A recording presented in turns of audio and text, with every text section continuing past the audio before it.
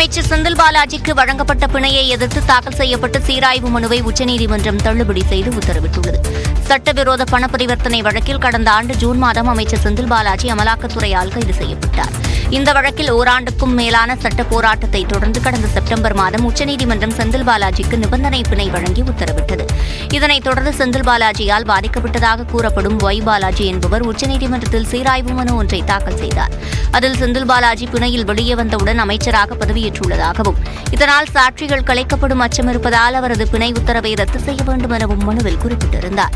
இந்த வழக்கை விசாரித்த உச்சநீதிமன்ற நீதிபதி அபய் ஓஹா தலைமையிலான அமர்வு ஏற்கனவே பிறப்பித்த உத்தரவை மறு ஆய்வு செய்ய எந்த அடிப்படை முகாந்திரமும் இல்லை என்று தெரிவித்தது. மேலும் செந்தில் பாலாஜிக்கு பிணை வழங்கிய தீர்ப்பில் எந்த பிழையும் இல்லை என்று கூறி பாலாஜியின் சீராய்வு மனுவை நீதிபதிகள் தள்ளுபடி செய்து உத்தரவிட்டனர். சென்னை கலங்கரை விளக்கத்தில் பழுதடைந்த ரேடாருக்கு பதிலாக அதிநவீன வசதிகள் கொண்ட புதிய ரேடார் கருவி பொருத்தப்பட்டது. சென்னை துறைமுகத்திற்கு வரும் கப்பல்களை கண்காணிக்கும் வகையில் மெரினா கடற்கரையில் உள்ள கலங்கரை விளக்கத்தில் ரேடார் கருவி மற்றும் கண்காணிப்பு கேமரா பொருத்தப்பட்டிருந்தது. ரேடார் கருவி ஸ்கேன் செய்யும் பணிகளையும் கேமரா புகைப்படம் எடுக்கும் பணிகளையும் மேற்கொண்டது.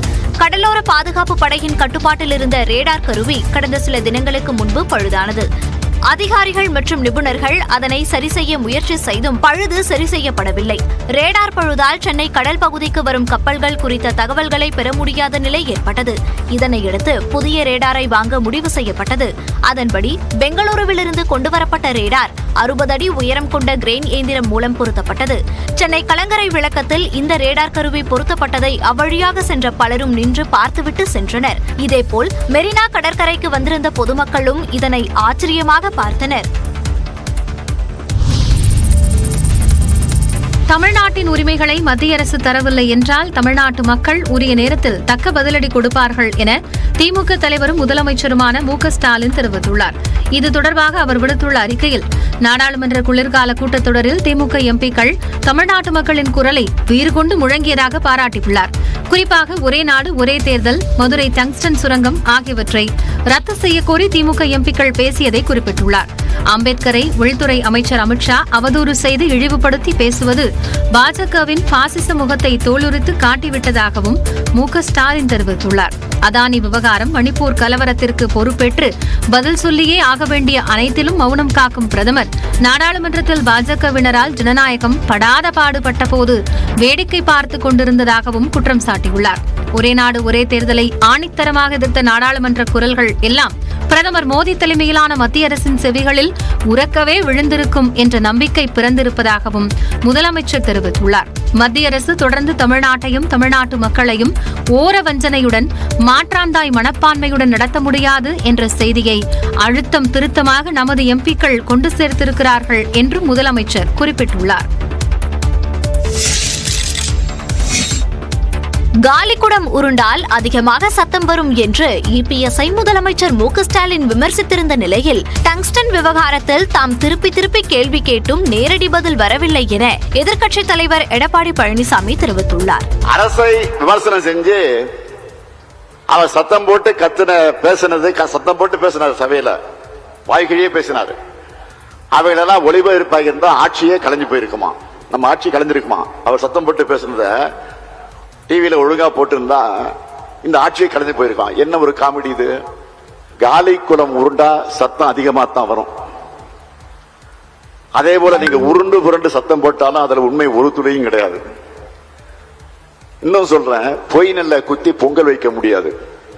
இந்த அரசு நிகழ்ச்சியிலே முதலமைச்சர் பேசுகின்ற பொழுது எடப்பாடி பழனிசாமி சொன்னதையே திருப்பி சொல்கிறார் என்று சொன்னார். நான் கேட்கின்ற ஒரே கேள்வி, டங்ஸ்டன் சுரங்கம் அமைப்பதற்கு பிப்ரவரி மாதத்திலே ஒப்பந்தம் கோரப்பட்டது. 2024 11 மாதம் வரை 10 மாத காலம் நீங்கள் என்ன செய்து கொண்டிருந்தீர்கள்? தமிழ்நாட்டின் முதலமைச்சராக தானே 10 மாதம் இருந்தீங்க. அப்போ மக்களுக்கு பாதிக்கப்படக்கூடிய திட்டம் என்று உங்களுக்கு நன்றாக தெரியும்.